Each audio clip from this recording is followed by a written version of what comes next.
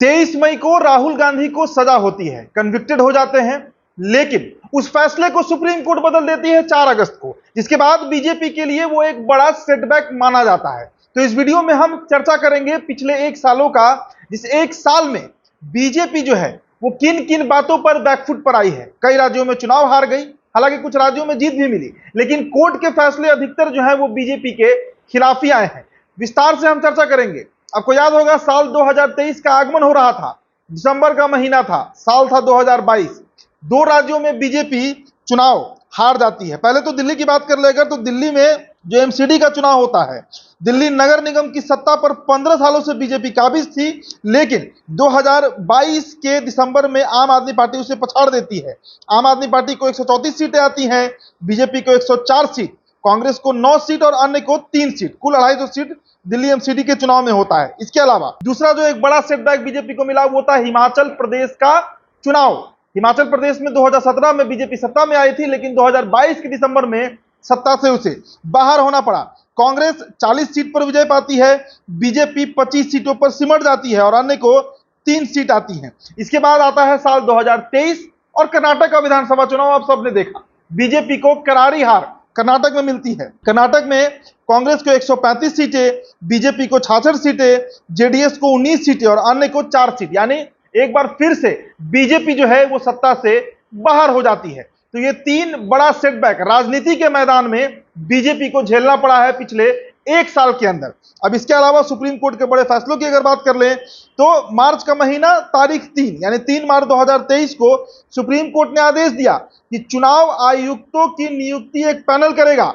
इसमें प्रधानमंत्री अब अकेले नहीं बल्कि लोकसभा के नेता प्रतिपक्ष और सुप्रीम कोर्ट के मुख्य न्यायाधीश यानी चीफ जस्टिस ऑफ इंडिया जो हैं वो भी शामिल रहेंगे। और इसके बाद मई के महीने में फिर एक दूसरा फैसला आता है। 11 मई की वो तारीख होती है जिस दिन 11 मई 2023 को सुप्रीम कोर्ट ने साफ साफ बता दिया कि दिल्ली में अफसरों की जो ट्रांसफर पोस्टिंग है वो अब मुख्यमंत्री के उत्तराधिकार में रहेगा। मुख्यमंत्री ही वो ट्रांसफर पोस्टिंग करा पाएंगे और जो उपराज्यपाल है उनके पावर से ये बाहर रहेगा। ये कोर्ट के द्वारा बीजेपी को एक बड़ा झटका दिया गया। हालांकि बाद में लोकसभा में बिल पारित करके बीजेपी ने फिर से अपने हक में जो फैसला है वो कर लिया था। इसके अलावा 11 जुलाई 2023 को सुप्रीम कोर्ट ने एनफोर्समेंट डायरेक्टोरेट के डायरेक्टर संजय मिश्रा का कार्यकाल तीसरी बार बढ़ाने का केंद्र का फैसला जो आया उसे गैर कानूनी करार दिया था। सरकार की मिन्नतों के बाद कोर्ट ने कहा कि 15 सितंबर की आधी रात उनका कार्यकाल खत्म हो जाना चाहिए। तो ये एक और बड़ा सेटबैक बीजेपी के लिए कोर्ट के द्वारा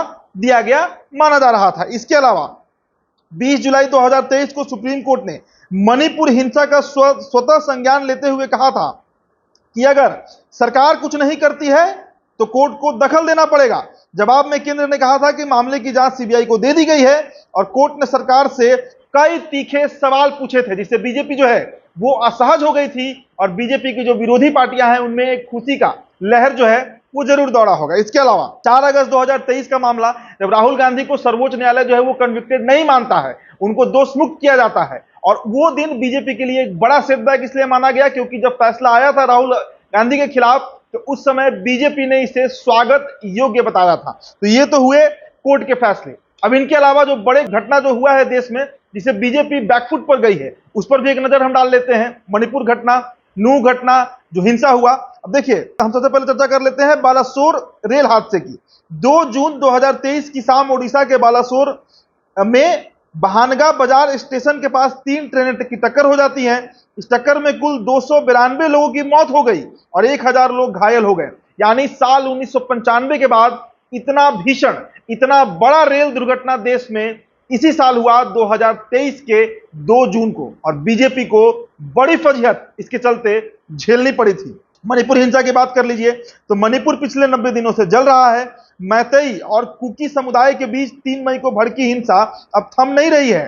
अब तक करीब 150 लोग मारे जा चुके हैं, 70,000 बेघर हो चुके हैं। महिलाओं को निवस्त्र घुमाने का वीडियो भी सामने आया जिसने सबको झकझोर कर रख दिया था। और इस मामले पर भी बीजेपी और खासकर गृह मंत्रालय यानी अमित शाह का जो मंत्रालय है वो बैकफुट पर दिखा है। विपक्ष लगातार इस मामले पर हमलावर है, लेकिन बीजेपी अपना पल्ला बस ये कहकर झाड़ रही है कि सीबीआई को हमने मामला सौंप दिया है, लेकिन उसका आउटपुट क्या है ये किसी को नहीं पता। तो बीजेपी फिर से इस मामले पर बैकफुट पर आ गई। अगले मामले पर चलते हैं, नूह मामला, नूह हिंसा। 31 जुलाई को हरियाणा के नूह में वज्र मंडल यात्रा के दौरान पथराव से शुरू हुई हिंसा 9 जिलों में फैल गई। 6 लोगों की मौत हो गई, इसमें होमगार्ड के 2 जवान भी शामिल हैं। 4 मौतें नूह और 2 गुरुग्राम में हुई। राजधानी से सटे इन इलाकों की हिंसा पर कई अब सवाल खड़े हो रहे हैं। जी हां, ये एक बड़ा मसला बना, जहां हिंदू मुस्लिम विवाद एक बार फिर से सामने आया।